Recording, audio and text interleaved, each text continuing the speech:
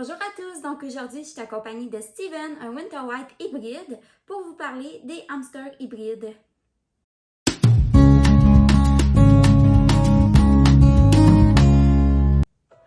Pour commencer, qu'est-ce qu'un hybride? Un hybride, en fait, ça va être un croisement entre deux espèces que normalement n'auraient pas lieu dans la nature.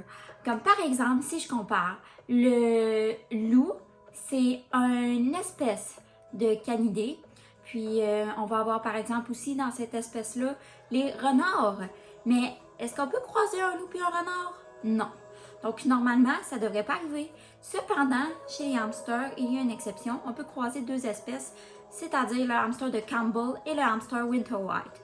Donc, si je vous explique en détail, le hamster russe, qui est le hamster Winter White, et le hamster de Campbell, dans la nature, ils ne vivent pas sur le même territoire. Donc, il va y avoir le hamster de Campbell qui va vivre en Chine et le hamster russe qui va vivre dans le coin du Kazakhstan et de la Russie. Par contre, à cause des humains, ces deux espèces-là ont été mises ensemble, puis ce sont les seuls à pouvoir se reproduire ensemble chez le hamster parce qu'ils comportent le même nombre de chromosomes. Donc, c'est comme l'exception.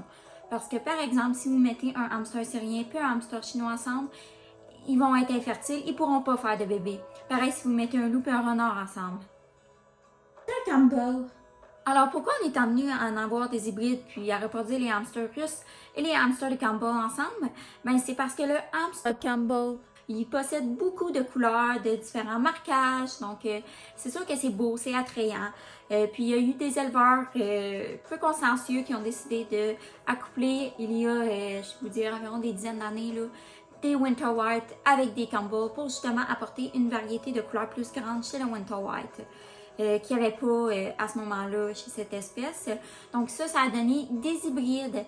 Alors, comment qu'on a réussi à en arriver là en Amérique pour avoir des hamsters hybrides partout? Il faut savoir que les premières générations de hamsters qui ont été importés en Amérique, c'était des hybrides. Donc, déjà là en partant, ça allait mal pour faire du beurre. Aussi, avec les années qui se sont passées, il y a eu beaucoup d'éleveurs qui ont décidé de se partir en élevage pour le hamster nain. Puis que malheureusement, ça a été avec les hybrides parce qu'il y avait juste ça de disponible encore il y a quelques années. Donc, malheureusement, là, ça a fait qu'on a fait plus d'hybrides. Puis, il y a eu plus d'hybrides. Donc, plus qu'il y a d'hybrides, bien, moins qu'il y a des hamsters purs. Donc, c'est quoi le problème avec les hybrides? En fait, c'est que l'espérance de vie, elle va être raccourcie.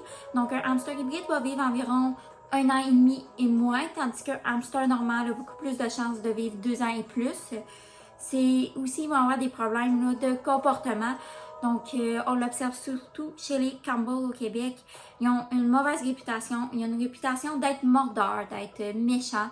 Ça, en fait, ils sont pas méchants de nature. C'est vraiment avec l'hybridation. Les Campbell sont devenus comme ça, puis ils ont tendance à mordiller. Ils vont aussi avoir d'autres problèmes de comportement pour eux-mêmes.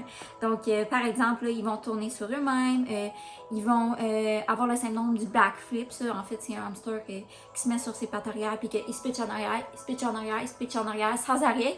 Donc, ça, c'est un problème là, neurologique et de comportement. Aussi, la fertilité là, elle va être diminuée là, chez les hybrides. Ils vont aussi être plus sujets aux problèmes de santé, comme par exemple, à part la vie qui est raccourcie, ils peuvent souffrir plus de diabète. Ils peuvent aussi être plus sujets à des malformations. Puis, je dis pas nécessairement, oui, les tumeurs, tout ça, mais aussi les malformations internes que nous, on voit pas en tant qu'éleveur. Donc, un organe qui est mal développé puis qui fait qu'au final, ça va aussi raccourcir sa durée de vie. Fait que c'est toutes ces petites choses-là qui fait que reproduire un hybride, c'est pas souhaitable, surtout pas un hybride de première génération. Si par exemple, je prends un hamster femelle russe et que je la coupe avec un hamster mâle Campbell, les bébés, ils vont être quasiment 300 fois plus gros qu'ils devraient l'être. Donc, 3 fois plus gros que qu'est-ce que la maman aurait eu avec un mâle de la même espèce que elle. Puis ça fait des bébés trop gros. Donc, ils prennent trop de place dans le ventre de la maman. Puis, souvent, les femelles russes meurent en accouchant parce que les bébés sont trop gros puis ils sont pas capables de sortir. Ici, je fais le contraire, que par exemple, je vais prendre une femelle Campbell puis un mâle russe. ben là, les bébés, ça va être le contraire. Ils vont être trop petits, puis ils vont être environ 40% plus petits que leurs parents. Donc, ça va faire des petits hamsters plus faibles, qui vont être plus fragiles, qui vont vivre moins longtemps. Donc, c'est pas mieux. Est-ce que c'est mieux que ça soit trop gros? C'est-tu mieux que ça soit plus petit? Non. C'est mieux que ça soit juste comme ça devrait être, des beaux hamsters en santé de taille standard. Donc, comment aider à contrer l'hybridation? En fait, ça va être vraiment de pas se procurer d'hybride. Je sais que c'est plus facile à dire qu'à faire parce qu'étant la seule éleveuse de Winter White Pearl au Canada, je suis difficilement accessible pour ceux qui sont à l'autre bout du Canada. Par contre, si vous avez le choix entre une autre espèce, là, puis je parle surtout en animalerie, essayez de ne pas prendre un hybride, c'est-à-dire un Winter White ou bien un hamster de Campbell.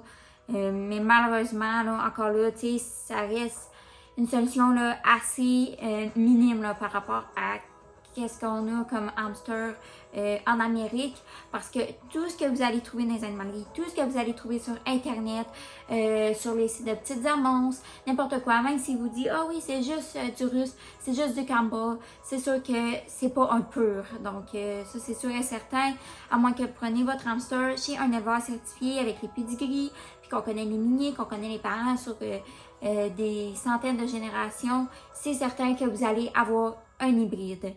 Donc, j'espère que cette vidéo vous aura plu, puis que je vais vous avoir permis là, de découvrir en fait qu'est-ce que c'était un hybride, c'était quoi exactement les différences, puis vous aider à cerner le problème, puis vous expliquer bien pourquoi que c'est pas souhaitable. Donc, n'hésitez pas à la partager, n'hésitez pas à en parler là, aux gens autour de vous. C'est vraiment en faisant de la sensibilisation qu'on va réussir là, à peut-être régler un peu le problème là, dans les années à venir. Puis aussi, n'hésitez pas là, à aller visiter mon site internet là, pour m'encourager.